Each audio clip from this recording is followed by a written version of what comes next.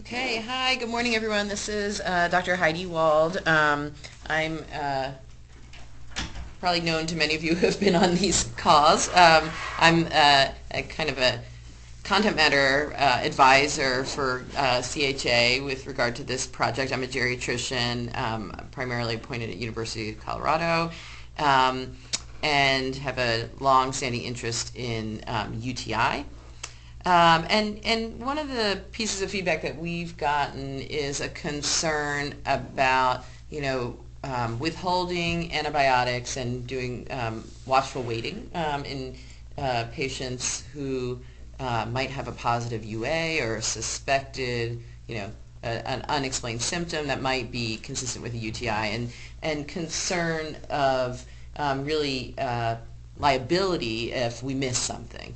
And I think it's a really important concern. And so CHA did a little bit of investigation. We were able to work with a law student to look at the case law that we thought might be relevant to this area and to share with you. So a different angle from what we've done on past webinars.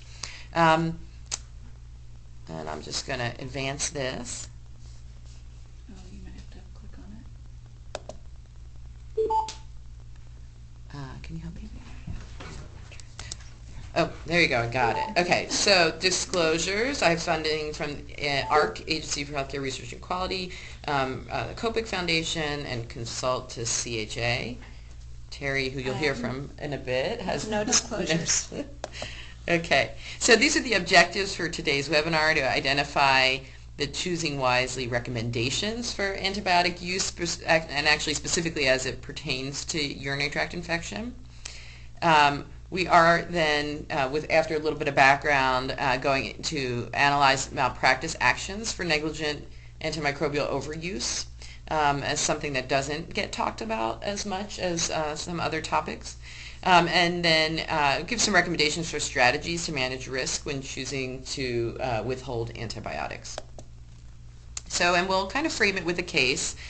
This is a case I have used once or twice before, so I hope you haven't seen it already. But this is a case of an 87-year-old long-term care resident who had a history of stroke and depression. And she presents to the emergency department with falls and confusion and no localizing symptoms, and that includes nothing localizing to the urinary tract. And in the emergency department, she has urine studies sent despite the absence of localizing symptoms, looking for an explanation for her change in behavior. And it shows the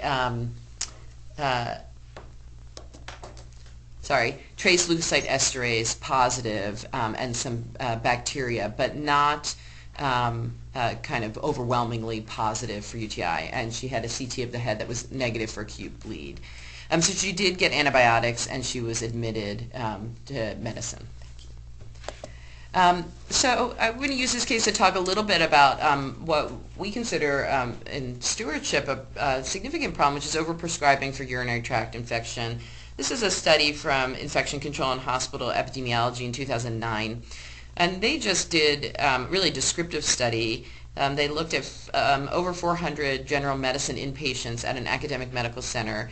And if you look at the pie chart on the side, so 46% of them had no antibiotics during their hospitalization, but the rest, which is more than 50%, had antibiotics, and the largest group of them had antibiotics specifically for urinary tract infections. So either we're having kind of rampant epidemic of urinary tract infections requiring hospitalization, or we're maybe overdiagnosing UTI. It turns out of these patients, 60% had gotten their antibiotics started in the ED. Of the UTIs. More than half of them had gotten the antibiotics in the ED. Ultimately, 40% of those UTIs had no organism identified, so they actually didn't have an infection. A third never met any type of symptom criteria for a UTI. And one of the positives is that the vast majority of them did have appropriate narrowing of antibiotics once these things were identified.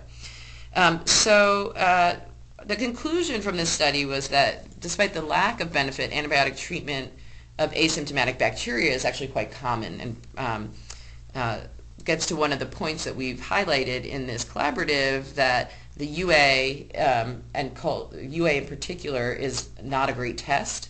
There's a lot of reasons for a positive UA, particularly in a frail older population, and that it is probably overused.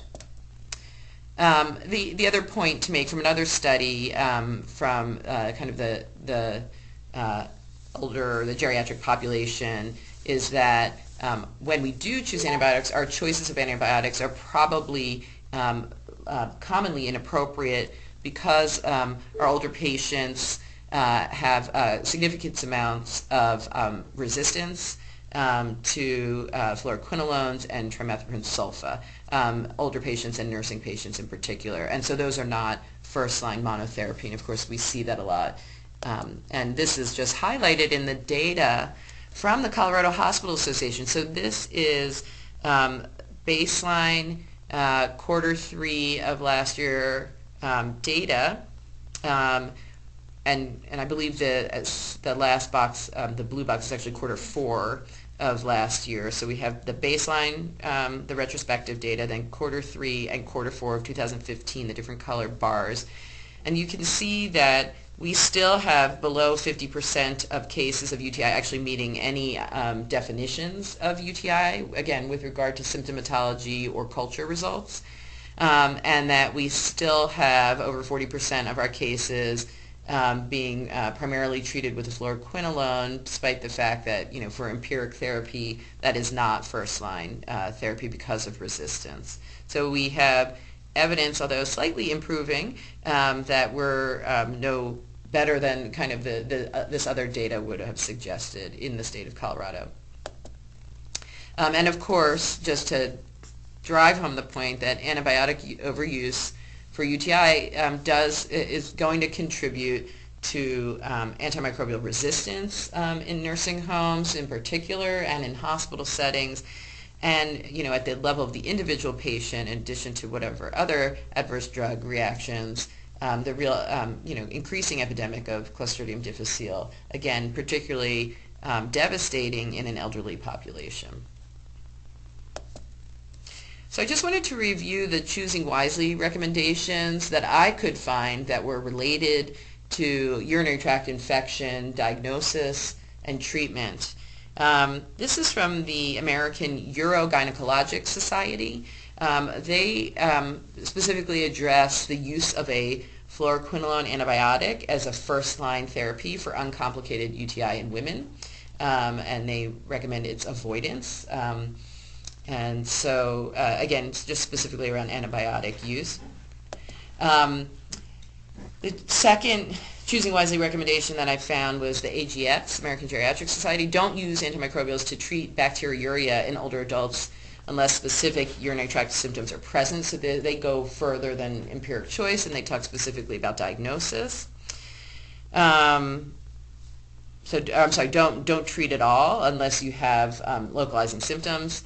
And then the third one that I found was don't obtain urine cultures unless there are clear signs and symptoms that localize to the urinary tract. So AMDA, the American Medical Directors Association, this is kind of the nursing home docs association, they actually go a step further and say don't even send that urine culture unless you can really localize to the urinary tract.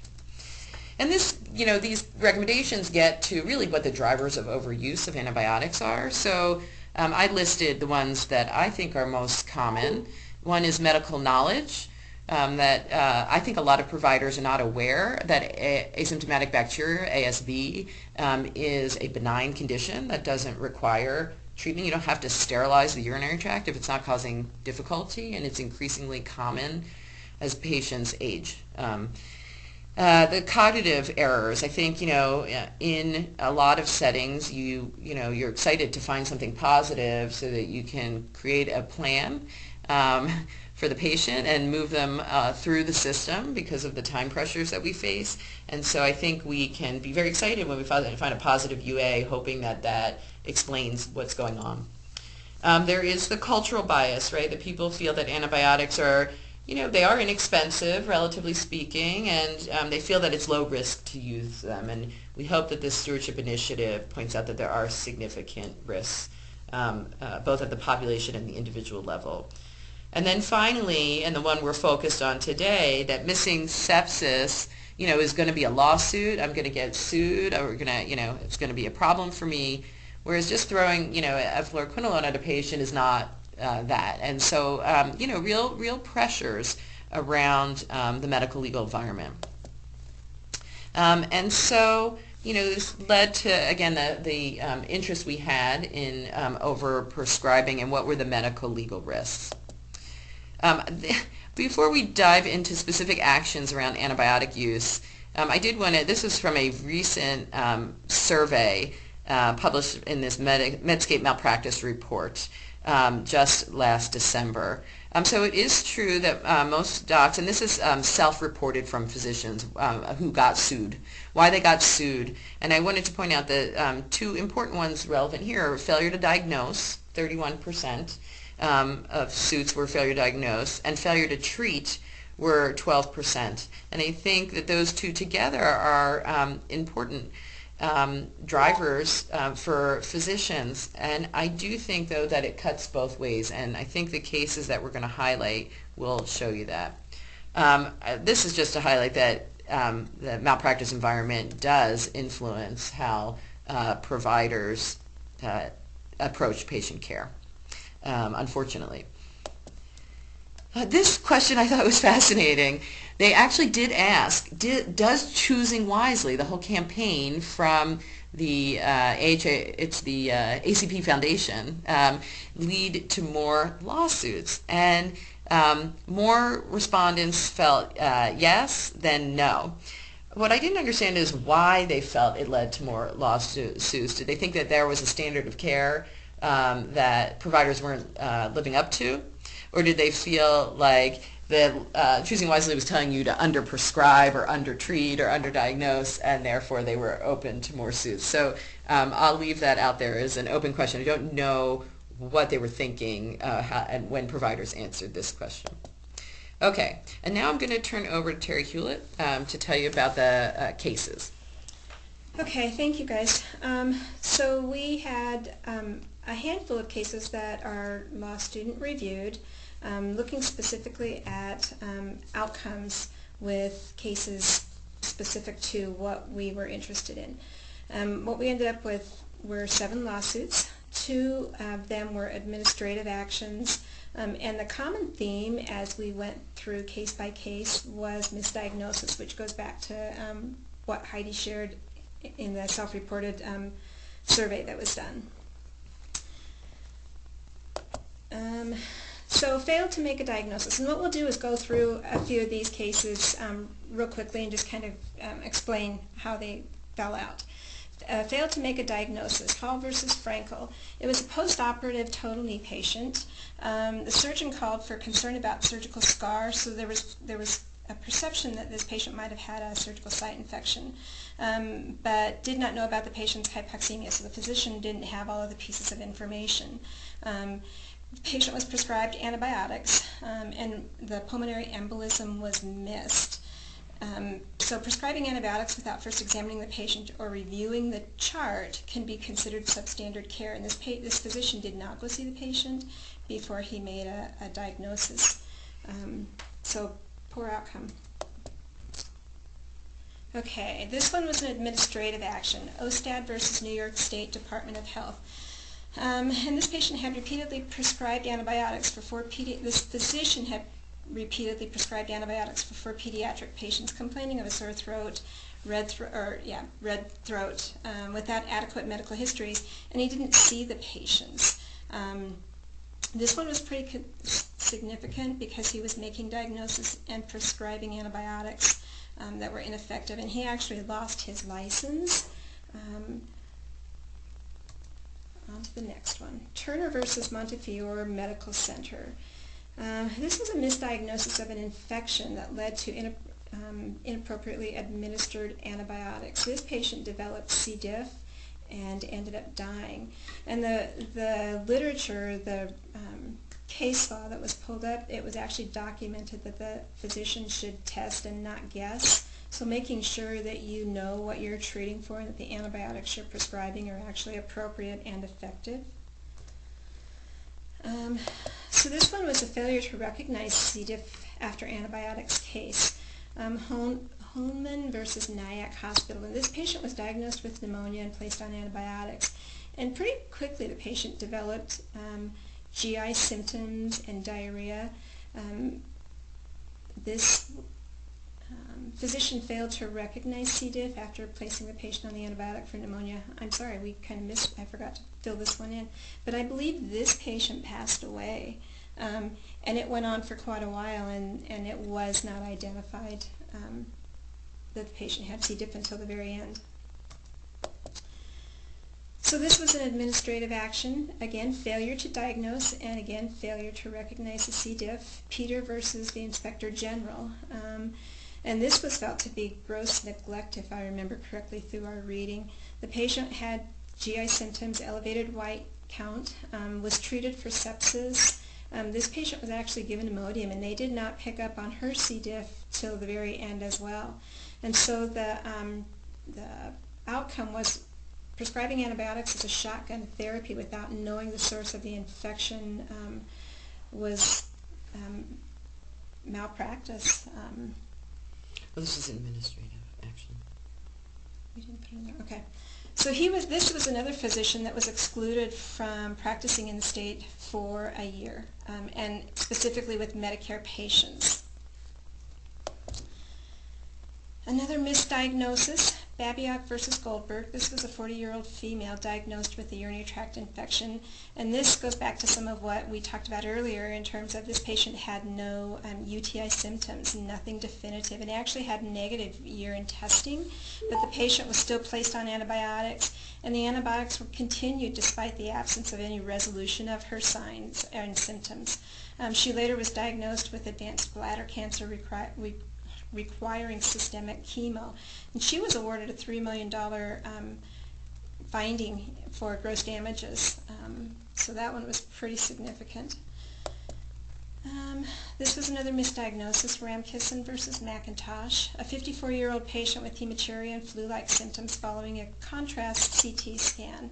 And kind of a little history with her is she had this history of autoimmune hemolytic anemia, and she felt like her urine symptoms were specific to her autoimmune disease. They still diagnosed her with a UTI, treated her with antibiotics, and missed the whole real issue. She was awarded $9.5 million for a wrongful death because her death was tied strictly to the fact that her diagnosis was missed. Esposito versus Coida. This was another misdiagnosis. A pediatric patient with severe testicular pain. Parents took him into his primary care provider, who diagnosed him with the UTI and treated him with antibiotics. Didn't test him for testicular torsion, didn't follow up any further, sent this patient home, and he ended up having to have one of his testicles removed. He was awarded $400,000 for pain and suffering. So the themes that we came up with, most cases involved physicians who prescribed antibiotics without making the proper diagnosis or without looking at the patients and truly assessing what their risk was and if they fit the criteria for a urinary tract infection. Several UTIs were diagnosed in error, and I think specifically of concern were the ones that were treated despite the negative testing that was done. Several cases involved not just adjusting antibiotics, prescribed after the patient showed no signs of improvement. So again, really following the patients and being aware of what's going on. Strategies to manage risk. This one goes back to your empiric therapy. Not treating just in case. It does not absolve you from responsibility should something bad turn up down the road in terms of your outcomes. Documenting your diagnostic reasoning. Why, number one, why are you ordering the tests? Are there really symptoms specific to the urinary tract? and then documenting rationale for your antibiotics instead of just covering in case. And then the other big thing is being aware of patients who are on antibiotics and the C. diff risk, and testing those patients for C. diff should they develop diarrhea during the course or shortly after their antibiotic therapy. Strategies to manage risk with your UTIs. When considering a UTI, if you have negative test results, you don't have a UTI. And if you do have positive results, but you have an asymptomatic patient, you still don't have a UTI. If the clinical scenario is not consistent with your urinary tract infection, you need to look at other diagnoses and broaden your differential to make sure you're not missing something. Appropriate empiric therapy for UTI means knowing your local resistance patterns and understanding the clinical context that goes into your patients and your UTIs, and not just covering to say you've done something. So the case resolution with our patient, during the evaluation she had a delirium assessment test done with the confusion assessment module, and had an MRI. Her neurology consult was done. PTOT eval was called in, and what they found is she had a visual field defect. Her MRI was consistent with a right PCA territory stroke. So no UTI symptoms, no reason for her to have been treated, and a good diagnosis was made. And that's it for us. And we'll open the line for questions. If you guys have any background noise, please be sure to either mute your line, or you can press *6 if you don't have a mute button on your phone. But the lines are now open for question and answer and open discussion.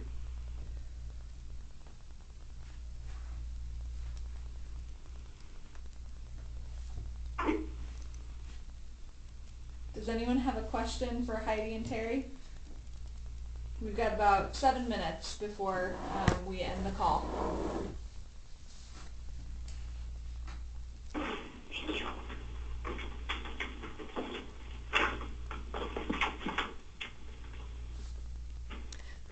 Well, I can just make some comments while people are gathering thoughts. You know, we found this very interesting. You know, we were curious, particularly in the era where, you know, most patients don't die from antibiotic therapy, you know, that's willy-nilly treated. But, you know, I see regularly in my geriatric practice patients who are really suffering with C. diff.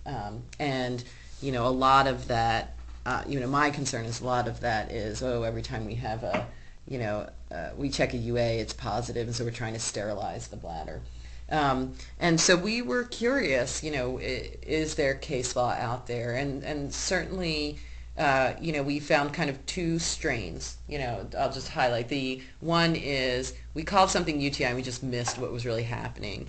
In the case of the case presentation of the woman that Terry and I told you about, you know, she didn't have any major ill effect from having gotten the ceftriaxone to treat the UTI. So ultimately, you know, there was not a bad outcome for her, but she was exposed to ceftriaxone unnecessarily. You know, the other strain of case, then there were two other strains of cases, again, just to summarize. The, gosh, you gave antibiotics and then you weren't attuned to the fact that there was C. diff in treating it.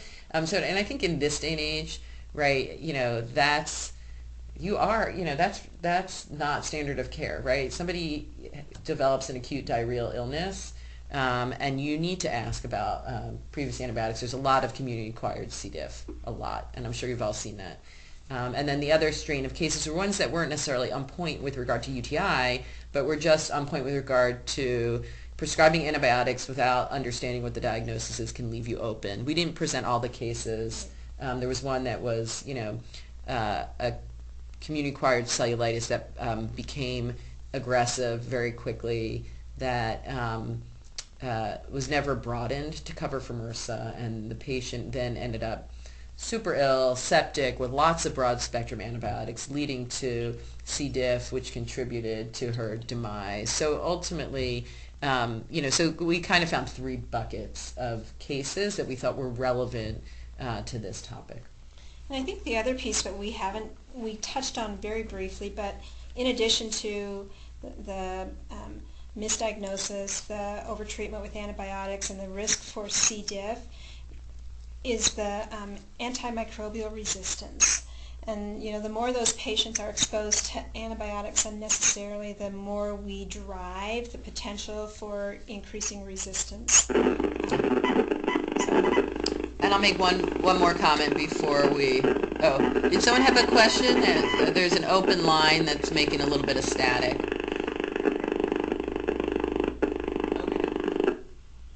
Okay, we're good now. Oh, yeah. One of the other interesting things I think is that, when something like this happens in a frail older patient, like a nursing home type patient, in a state like Colorado, there might not be a malpractice action because, it's going to be harder to prove what the damages are when a 95-year-old with dementia, dies related to C. diff. However, so I don't think that this case law reflects the experience of patients across the spectrum, in particular the frail elderly. We've got about 3 minutes for questions. If anyone on the line has a question, please shout it out. I'll check the chat box to see if anyone, you can also type in the chat box. Nope. Hi, this is Lori from Memorial. Will this presentation, the PowerPoint, be available to share with physician groups and things like that? Absolutely. Sure. Yep. Okay, thank you. Will you just send it out? Yeah, it'll be posted on the box.com site, and we're also exploring options to make a podcast. We haven't quite gotten there yet, but we're exploring our options. Oh, okay. All right, great. Thank you. Yeah, you're welcome. Attendees, says attendees on hold. Any other questions before we close the line? Got about 2 minutes left.